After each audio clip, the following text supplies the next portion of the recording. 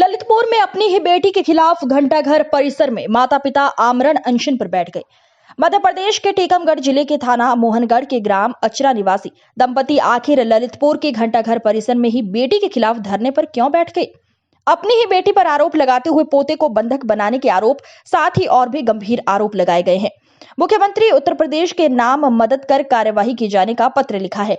बताते चले, इकलौते पुत्र की 2015 में सड़क हादसे में मौत हो गई थी। मौत के बाद इकलौता सहारा उनका पोता ही बचा था। उनके जीने का सहारा कोरोना काल में जहां हर ओर त्राही त्राही मची थी, तब अपने पोते की भलाई के लिए पोते को ललितपुर निवासी उनकी सगी बेटी को ही सौंप दिया था और कोरोना काल के बाद वापस ले जाने की बात कही थी। कोरोना काल निकल जाने के बाद जब ये बुजुर्ग दंपति अपने पोते को लेने अपनी ही बेटी के पास पहुंचे, तब बेटी की नीयत का पता चला और बेटी ने पोता लौटाने के एवज में एक जमीन का टुकड़ा मांग लिया। बुजुर्ग दंपति ने सदर कोतवाली अंतर्गत मोहल्ला चांदमारी स्थित एक प्लॉट को अपनी ही बेटी के नाम कर दिया, लेकिन बेटी के मन में तो और ही कुछ खिचड़ी पक रही थी। उसने बुजुर्ग दंपति के पोते को वापस नहीं किया। उसके बाद लगातार कई बार पोते की कस्टडी के लिए दर दर भटक रहे दंपति आखिरकार घंटाघर स्थित आमरण अनशन पर बैठ गए और मुख्यमंत्री के नाम एक शिकायती पत्र देते हुए दंपति अपनी ही बेटी के खिलाफ धरने पर बैठ गए। खबर लिखे जाने तक इस बुजुर्ग दंपति की सुध लेने कोई भी आला अधिकारी नहीं आया। अब देखने वाली बात ये होगी कि इस बुजुर्ग दंपति की सुनवाई कब तक होती है और अपने पोते से कब मिल पाते हैं। हम ग्राम अचरा जिला टीकमगढ़ के निवासी हैं।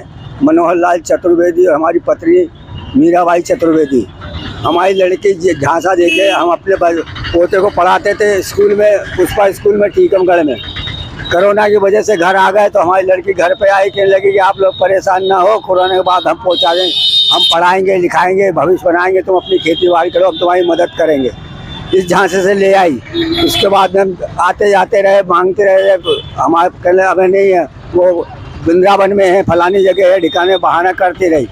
उसके बाद में हमने उसको कहा कि तो बोले तुम्हें तो पोता चाहिए, तो मम्मी के नाम का जो प्लाट चांदमारी में है वो हमें दे दो, तो हम पोता दे देंगे। तो इन्होंने तो मना किया, मगर हमने बोला दे दो भैया, अपना पोता तो आ जाएगा। तो इन्होंने उसके नाम रजिस्ट्री कर दी। उसने 27 लाख रुपए में क्या नाम से वो प्लाट जेरोन के तिवारी को बेच दिया। उसमें तो बोल रहे थे आधा पैसा देंगे, मगर उसने कुछ नहीं दिया, ना पोता दिया। उसके बाद में हमने 2-4 मरतबा तो कट्टा आने लगी, ऐसा कर देंगे वैसा कर देंगे, हमारे मंत्री हैं, ये है वो है, तुमने भी जब जानते नहीं हो हमें, हम अभी तुम कर रहे हो, हम करेंगे तो तुमको मालूम पड़ जाएगा। हमने कानून कार्रवाई करी। कानून का ना शासन ने सुनी ना प्रशासन। शासन कहता है कि हम नहीं दिला सकते बच्चे, आप कोर्ट में जाइए। हमने बोला कोर्ट में क्यों जाएंगे, जब हमारे पोता है, हमारा हक है, उसका क्या हक बैठता है? वो बुआ है, हम दादा दादी है, हमारी बहू थी, तो हमने उसको विदा कर दी कि इज्जत खराब ना हो जाए, जवान लड़की है। तो दोनों पक्षों ने मिलकर उसकी विदा कर दी। वो हमको पोता दे गई कि पापा आप लोग पढ़ाइए कराइए, जो मदद होगी हम देंगे। अब वो दे नहीं रही है पोता, हम बहू को अपने उसी जगह विदा कर दिया। अभी कहाँ है आपका पोता? उसी के बंधक में है 3 वर्ष से, 3 साल से है। कितने वर्ष का है आपका पोता? 8 का हो गया। आपका बेटा कहाँ गया? हमारा बेटा का एक्सीडेंट हो गया तो मर गया वो। अभी जिला प्रशासन से अगर बात हुई हो तो क्या बात हुई आपकी? कोई नहीं, कोई हमने सब लिखा पढ़ी सब करिए। वो कहते थे अब तो तुम तो मुकदमा दायर करो, बिना मुकदमा के नहीं मिलेगा। ये जो आपका पोता रखे हुए हैं, ये किस हैसियत से रखे हैं? ये ले आई झांसा देके कि हम इसको पढ़ाएंगे लिखाएंगे, जायदाद के पीछे। अब कह रही है कि हमने बोला क्या दे दो, अब तो तुम्हें हमने प्लाट दे दिया। बोले नहीं, तुम चल अचल संपत्ति हमारा नाम कर दो तो हम दे देंगे। मतलब हम तीनों को रोड पे, पोते को और हम दोनों को रोड पे लाना चाहती है।